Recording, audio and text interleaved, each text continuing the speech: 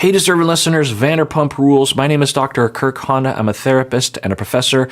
Everything that I talk about on this psychology YouTube channel might contain triggering material. I usually try to warn people if there are common traumas that people might get triggered, but there's a lot of things that one could suffer trauma around.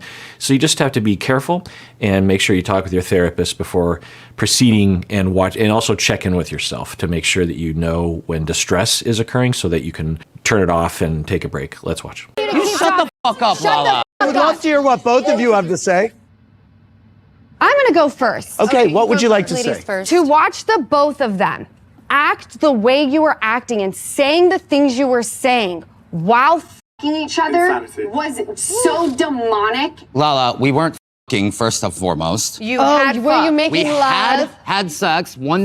It doesn't matter if it was one time. Yeah, so Tom is not helping himself. And I think he thinks he's right.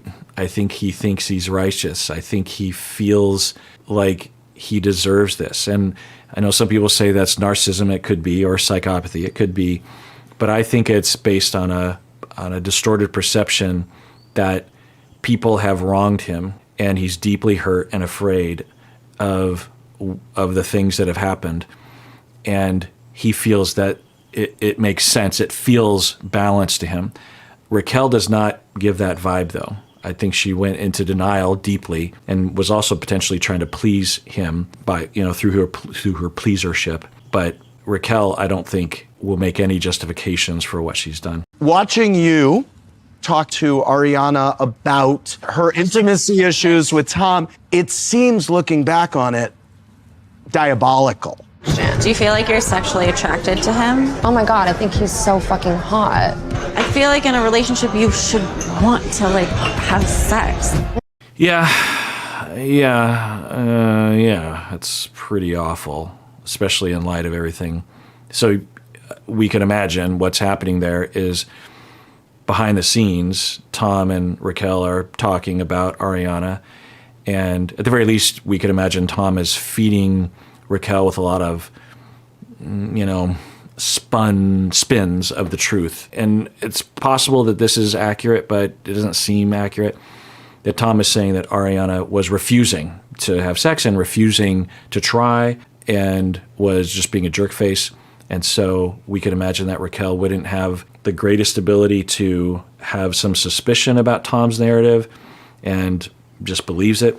And in this moment, and then we could imagine that for Raquel, she's thinking, and you can imagine Tom and Raquel having these conversations like, we're good people. And we even saw a little bit of it in the final episode of the season where they're like, no, I don't think we're bad people.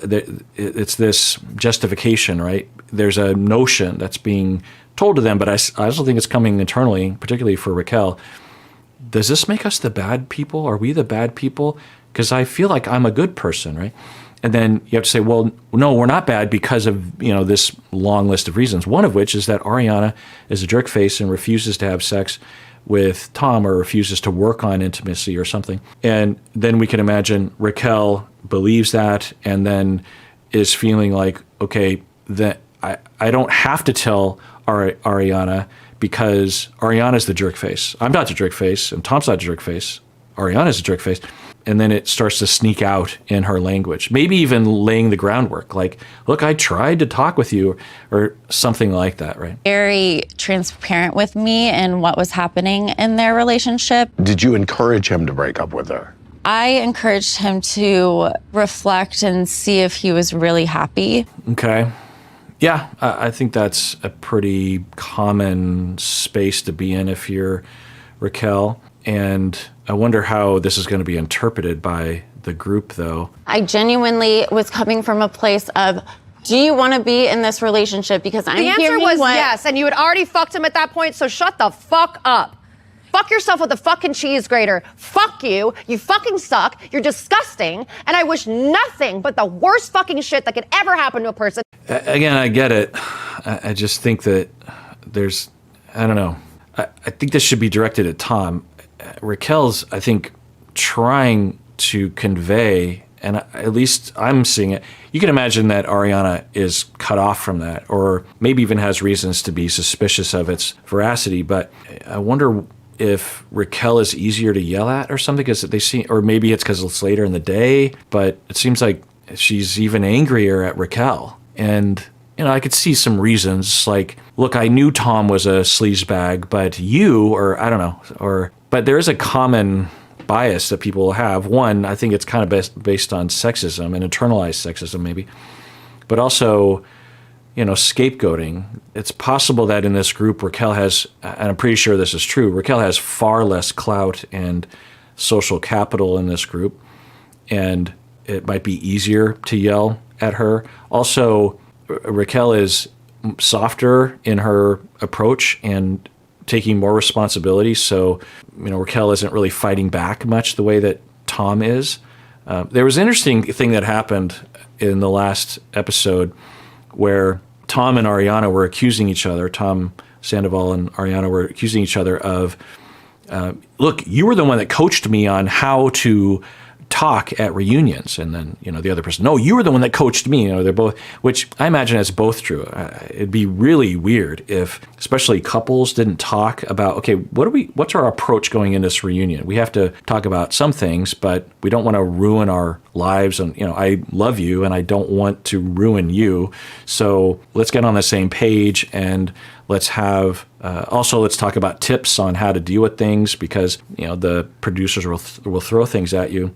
And the things that they were accusing each other of was that, you told me that when someone is arguing or, saying something negative about you, never let them finish their sentence, meaning that, someone's speaking negative about you, and so you just interrupt them. And I, at first I thought, well, that's kind of silly. But then I thought, you know what, that actually could work to mitigate the persuasiveness of that negative feedback from someone, not only to the group at hand, but also the viewership. Even though that's ridiculous, right? Someone says something negative about you, even if normally everyone's going to agree with it, and you just overtalk. Because I think what happens is we tend to have a bias on whoever is talking is right. Politicians will do this kind of thing in debates, and I think that it would work on that. Another bias that we have is that if someone says nothing, they're admitting fault, or they're admitting guilt, right? So say someone's saying something negative about Tom, and Tom says nothing in return, which is arguably the healthiest, most mature thing to do. But what that could be perceived as, well, Tom isn't fighting back enough, and thus Tom must agree with what's being said about him, and thus I'm going to agree what's said about him. Whereas if Tom interrupts and says, no, you're wrong, even though all things are pointing in the direction that the negative feedback is accurate, there's just this tendency for people to be like, well, I don't know. I mean, Tom doesn't agree. So, we have both sides. One person is saying that climate change is real, and the other person is saying it's not. I guess I'll just leave it at a 50-50 in my head, that kind of thing. And so that was interesting. But anyway, so Ariana's really going after Raquel. I get the anger. On you. The thing is like, we don't live our lives by logic. I can't. It's such a joke. There was no logic to this. Exactly. I think that Tom might have a point, but he is such a bad convincer. Yeah, if he had said something like, look, what I did was wrong, and Ariana, I'm so sorry, and I feel really bad. I know I haven't done a good job of telling you that, but I do. It's wrong. I should have told you. I'm so sorry. Your anger is justified. Everyone's anger at me is justified. And the way you're painting me is, I don't think, accurate. There was a logic to it. In the moment, it felt like the right thing to do. It wasn't the right thing. There's a way to bring it up, but he's just so bad at it. But plus, he doesn't have the remorse, or at least he doesn't express it. So anything he says is going to be discounted as a justification. Exactly. That's what I'm saying. Feelings took over. No. It's such a joke. It's such a joke. You guys are pathetic. Wait, James and Lala can't talk because they fucked, and they kept it a secret until I wasn't your best friend. I was 25. I thought you were a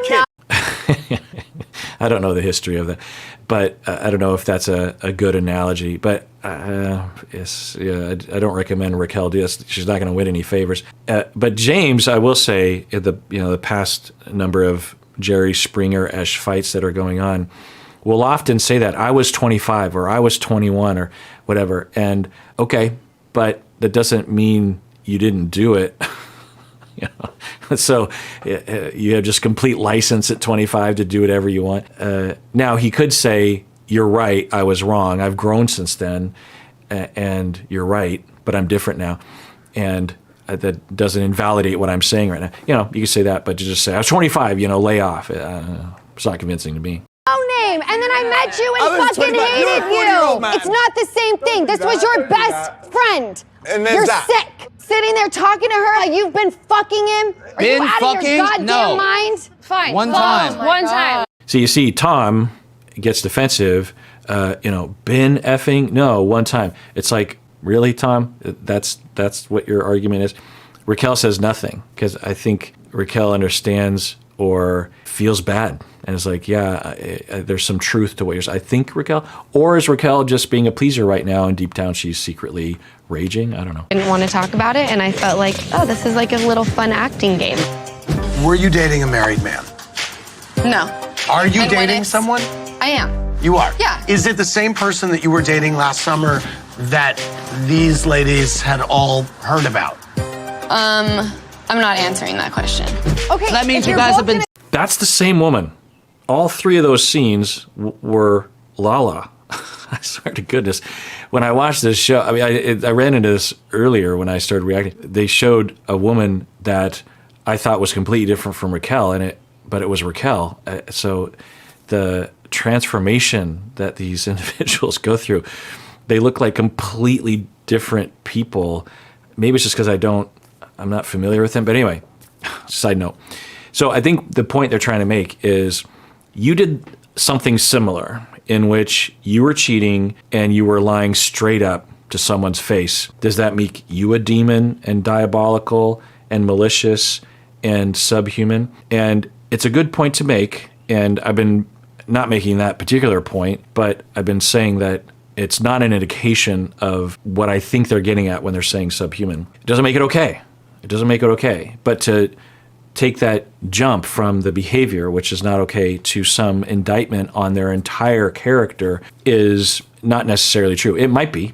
I don't know. Tom and Raquel might have characterological issues that are concerning along those lines, but it's not necessarily true. And if it is, then several people on this panel are subhuman people who are malicious and are demonic and dangerous to everyone, including Lala, right? At least I think that's what they're trying to make the point. Eddie wasn't separated, you stupid fuck. So you were yelling at her about, do your research. I didn't yell at her. I said to her, you know what? You're not a mistress. Oliver lied to you. You, my love, are not a mistress. And I want you to know, he's gonna get off of this pretty squeaky clean, but the woman always takes the brunt. You were. Well, that's interesting. That's Lala too? I can't tell. And yeah, because of sexism and internalized sexism. I don't think they just watched that little clip. I think they just showed it to us, right? And I think that Raquel might be experiencing some of that she's getting the brunt. She deserves to be confronted because she lied straight up to everyone, including Raquel. They're framing her as best friends. Sometimes they say close friends, sometimes they say best friends. Either way, friends. So she betrayed Ariana herself, and it makes sense that Ariana would be upset at her, but I don't know. I just feel like, what do I feel? I just wish that Andy would focus on Raquel and get everyone else to calm down long enough for Raquel to, because I'm curious, what's the full extent to Raquel's remorse and sorrow? How does she want to set it right? Why does she think she did it in the first place? Is there some exploration there? I doubt that there is that, but I think there's real remorse. And if Raquel were able to express that, one, it could show the difference between Tom and Raquel, and it might actually repair for everyone involved to see that Raquel feels bad. Doesn't mean they have to be friends with her or anything, but I think that is the road to healing, is for the transgressor to identify and embody and express their remorse, and for the transgressed upon to receive that knowledge and communication and know that the transgressor feels bad. That's what you're usually looking for. It's usually why you get angry, is because you think that isn't happening.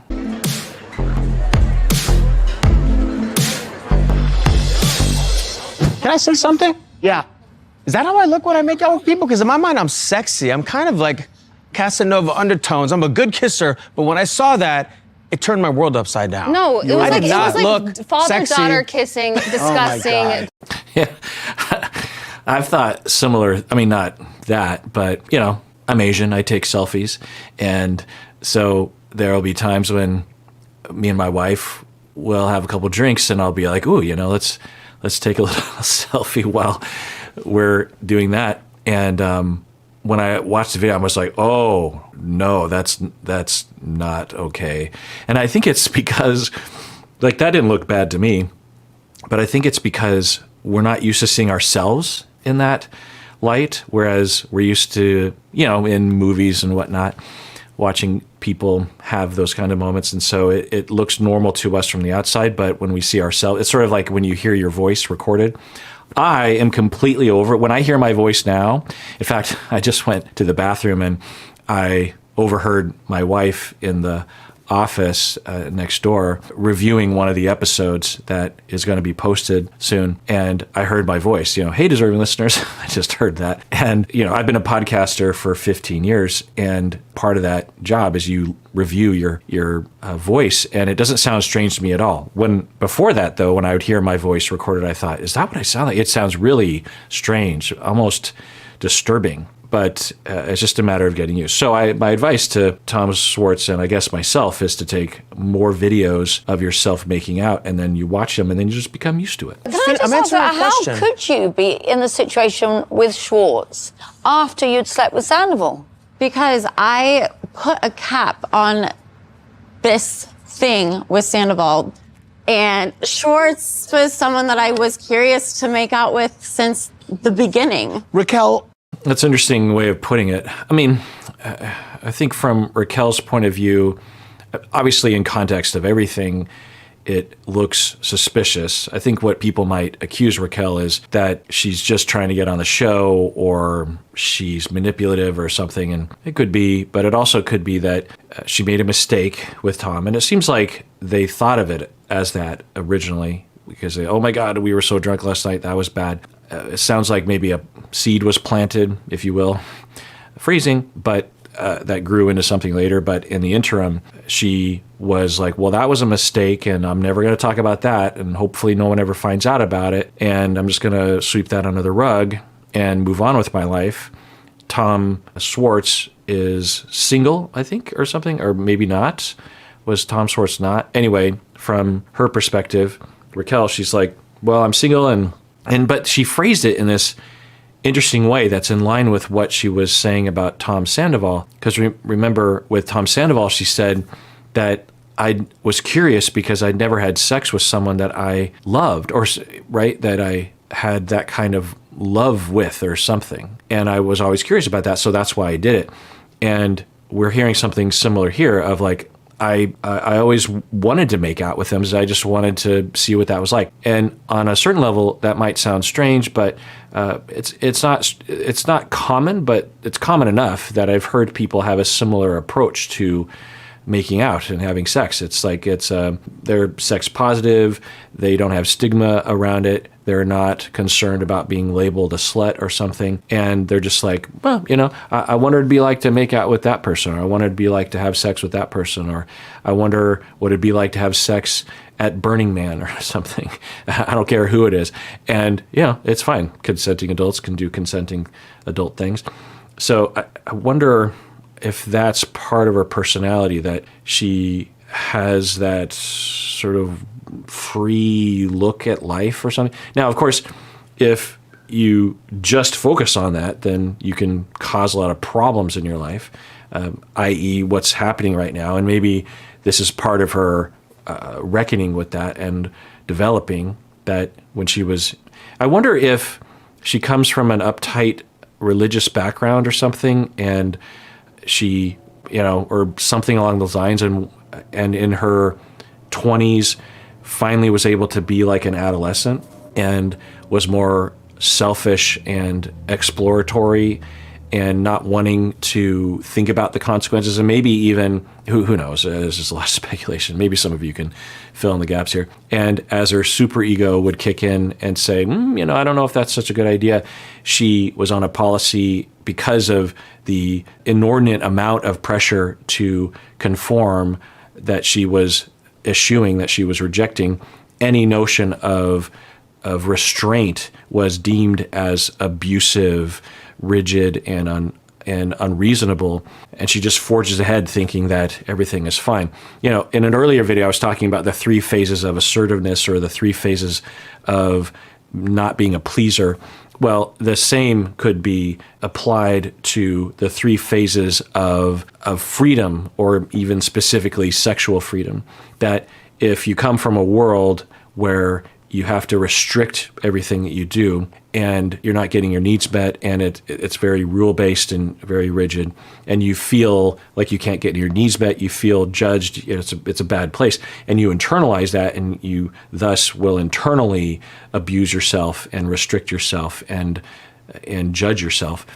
And what you want is freedom, but freedom doesn't mean that you just waltz through life without considering the consequences, right? It's where you consider your needs, but you also think about the consequences, right? That's the definition of mature, differentiated, wise freedom / responsibility, right? But there, you could consider there be a second phase, an in-between phase, where you might have a really hard time understanding consequences because you were never allowed to experience them because you had a rigid upbringing. And so you think in a very black and white way that total freedom is the answer. When I was in this phase 1, it was all responsibility and all consequences and all superego. And in order to emerge into the third phase, where you are both free but also considerate of consequences, you have to go through a second phase where you're only free and you totally reject any notion of consequence or the future, because if you let that in, you'll slide back to phase 1. Now, under supervision of therapy or something, then you can actually help someone in phase 2. And I've done this in a number of dimensions with clients, whether it's assertiveness or freedom, that I will work with them and say, okay, we have to take extra care when evaluating consequences, because if we overemphasize consequences, you'll go back to phase 1, which we don't want. But if we completely ignore consequences, you might actually take freedom too far and you'll hurt yourself and other people. So we have to put extra work into making sure that we're evaluating consequences, but we want to be careful not to overemphasize consequences because we want you to be free. But in the interim, you're not going to naturally notice or embody consequences. Eventually, though, once you can play in the freedom zone for a sufficient amount of time, where you get comfortable and you feel safe and you get to know yourself, then over time you can start actually reintroducing consequences and mindfulness around that into your life, such that when you are about to take an action, you consider all the angles necessary, both your needs and that internalized voice of like, that's what a slut does. And you're like, no, I don't want that. And then another voice is saying, but what about the consequences? It's like, well, but I do want that because I do have to think, it's complicated. So I wonder if she gives a vibe of someone that has a lot of growing up to do, a lot of adult growing up to do. Am I on base with that? Do you know information that would back that up? Didn't make you kind of reevaluate going after Schwartz? It did. I definitely closed the door on pursuing Schwartz. Like, I just didn't open the door. But then you in made out with him. Cancun, I did make out with him, and Close the that door on was Schwartz and something open it to that- my fucking boyfriend, you fucking cunt. Yeah, interesting. I didn't know this. So there's a pattern there. Yeah, I wonder what that is, or if it's not a pattern, because it could just be a coincidence, but it is a pattern that she will go after her friends' current and past partners or very recently past partners. I mean, most friends would say, well, yeah, I've always wanted to know what it'd be like to make out with Tom Schwartz, and technically I could make out with him because he's single, but he's still living with Katie, and they're just going through a divorce. I shouldn't do that because although it's technically not against any sort of cultural rule, right? Because everyone's single, but it's just not a good idea, right? Or at the very least, if I had the impulse and I felt like I really wanted to and was okay with the consequences, I should go to Katie first and say, "Hey, friend," or even if they're just acquaintances, and be like, "Hey, this is really awful, but da da da. I just wanted to say, is it okay? And if it's not okay, I won't, believe me. And I this is a weird, And you can imagine someone in Raquel's shoes saying like, well, I don't want to have a conversation with Katie about that. Well, then don't do it. Because if you do it, especially on camera where everyone's going to see it, then maybe not. Also, Schwartz, why make out with one of Katie's acquaintances or friends? Just, there's a lot of fish in the sea. And that's usually what people will do, right? And with social media now, it gets so much worse because in the past, you would break up, even if you're still living together and you're going through a divorce, and you go out with your friends, you meet up with someone, you date, you do all the things. And technically that's okay because you're separated, you're divorced, and you have an agreement between Katie and Schwartz. It would be like, you can date whoever you want to, I can date and have sex. We're not going to get together ourselves. But with social media and with reality TV, it gets filmed and it gets shoved in the former spouse's face, which is hurtful. And I don't know the exact way to think about this, because once you're broken up and the agreement is there, then you should be able to do what you want to do. I mean, you don't have rights over someone else to be exclusive, even though the exclusive agreement is over. What doesn't make any sense. You can certainly have talk with each other, be like, look, I don't want to be with you, but I can't handle you being with anyone else for a time. Is that okay? Can we have a probationary period where there's no dating, and then eventually, yes, there is dating options for the two of us? You can certainly make that request, but once the relationship is technically over, culturally speaking anyway, then there's nothing wrong. But there is something wrong if you take actions knowing that it's going to harm someone, it's going to hurt them. If I remember correctly, in Cancun, you were the one that kind of like insinuated that you wanted to make out with me. Whether he insinuated or not, you closed the door, so the door should have been closed already. I was kind of the instigator, yeah. I just think it's very incesty and dirty and weird. This whole... Yeah, I feel like those accusations are often waged in situations like this, and I don't relate to it. I could be convinced, I suppose, but these people, their lives are intertwined on these shows. They essentially work together. They go to events together. They also understand each other's circumstance, right? Because they're in the foxhole together, so to speak, regarding enduring the backlash of the show or being on the show, dealing with the producers, the contracts, all that kind of stuff. And it's natural that you're going to, when you have needs, sexually, romantically, friendship-wise, that you're going to turn to each other, right? I think the producers seemingly try to encourage that, or at least there's an unspoken rule, because there seems to be a lot of this sort of thing happening on the show, not only sexually, but also in terms of friendships. People who, under normal circumstances, would never want to be friends with each other. All right, well, I want to thank y'all if you have subscribed to the YouTube channel. I think the analytics show that a number of you have not subscribed, which is fine. I mean, it's a voluntary thing. And so, far be it for me to coerce anyone into doing something, but it does help us. It's also a little validating when we see additional subscribers, but apparently it has something to do with the algorithm and helps us out. I think advertisers also look at it, but it's up to you, of course. And everyone, please take care of yourself because you deserve it. You really, really do.